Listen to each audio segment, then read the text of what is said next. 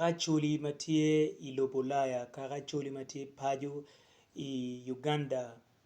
Acholi matie Kaberu Dujo Apoyo Rini I Utiano Matin,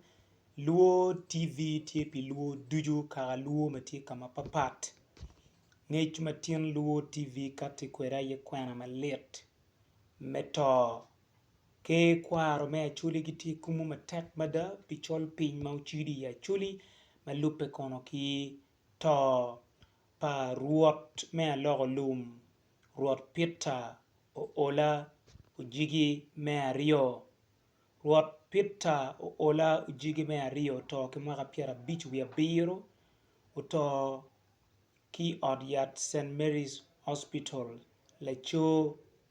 Igulu City Yudiru tinting chabit chawangwen kideke piera dek to parwot ngech ma Luo TV ubedo kikare me none ena yo notie ki pego ma ubedo ka yelo en pikare ma lach mada madok kono ikum tuo chwiny ena ye ubedo ka channe kwede pikare ma lach adedan Rwot eno ubedo tie bene ikin ruodi ma pigi tego me Acholi ma inuni Rwot Peter Ola jigi me ario ubedo ikin ruodi piera bich wi abiro ma ya Acholi sub-region kum liel legi tero ki gwago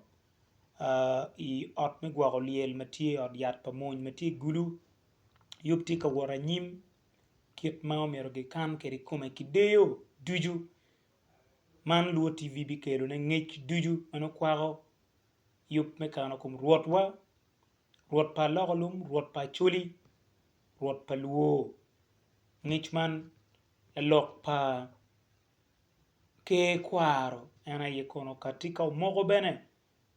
man la dito kelo kuna